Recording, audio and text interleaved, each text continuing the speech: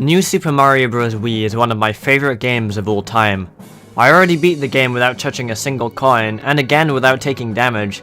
Then Steve Gaming beat the game while permanently crouching, and it was at that moment that I realized there wasn't much else left to do. While I was goofing around in Dolphin Emulator, I realized that I could disable certain controls.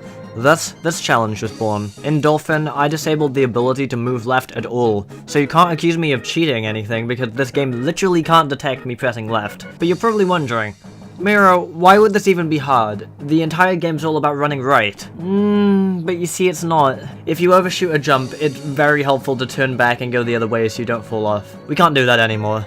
The only way to slow down to a stop is to do a ground pound. Trust me, it's way harder than it looks. Are you ready to discuss the run?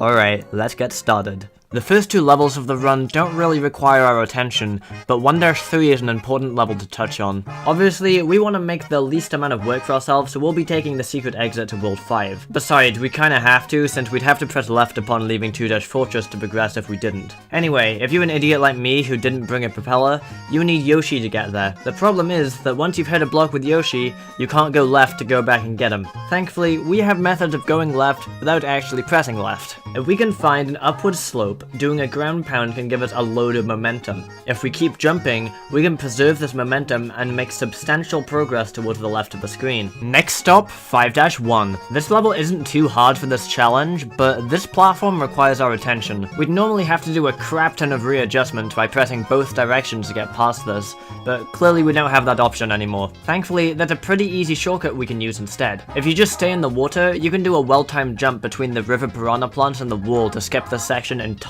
Now, the real problem is the enemy ambush level. The vines on the world map strategically force you to take the center passage, which is always blocked by the stalking piranha plant. To proceed, we need to collect the 8 toad balloons, but half of them are seemingly inaccessible. Without slopes, you'd think that we'd be out of luck, but thankfully, we can still wall jump. Using the moving platforms to carry us backwards, we can run, air twirl, and wall jump to get the momentum required to reach the rest of the toad balloons. 5-Fortress is an absolute nightmare. It could quite possibly be as bad as 8-7 in the coinless run. You see, we can't really wall jump to get left momentum anymore because the walls are covered in deadly spikes. Yeah, we need a propeller suit, but even with that propeller suit, the stage is still incredibly tough. It definitely helps to stand on the moving brick blocks as they can move you back ever so slightly so you don't get hit, but man, even worse, you have to preserve this power-up until the checkpoint, because you need it to get up this tower of platforms. I could not work out how to get up without taking the hit, unfortunately. You also have to lose your power-up to wall jump off of the spiked wall while it's moving towards you, and convert that into left momentum before the wall comes back in your face and kills you. The boss fight isn't too difficult, but oh my god, the level is. Skipping ahead in the run, we have something which I think is beyond disgusting. Obviously, we'd have to beat 8-2 secret exit in order to unlock 8-7, but we can't do that. We can get pretty far in 8-2, and we can use this rolling hill to reach the pipe, but the pipe is facing to the right. We need to press left to enter it. There's no way to bypass this. The game will not let us access the next area of the game until we press left, so we'd have to take the normal exit. But the problem with doing that is that 8-3 isn't much use to us either. Upon beating that level, we can't progress on the world map without pressing left either. This sucks. So, our question is answered.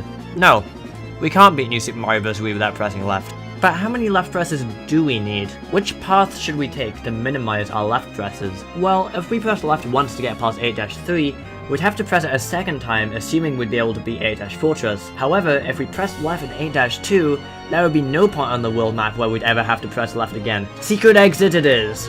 Despite what my livestream chat told me throughout the entire playthrough, you don't have to press left after the airship. There's a cutscene that plays which leaves Mario facing forward. No left presses required. The final castle is simple enough, just as it was in the coinless challenge. Of course, the lava section had a few dangers since you'd be screwed if you missed the pipe after the lava completely drains, but overall, it only took me a couple of attempts to do this. The final boss itself isn't too awful either, but man, I miss being able to adjust my angle in midair. After a couple of attempts, I flew off the final platform since I couldn't slow down my right momentum through the one-block corridor. It sucked. But genuinely, it was pretty easy for the most part. And you know what else is easy? Subscribing to my channel and giving my video a like. Thank you for watching this video, and I hope you enjoy the rest of your day.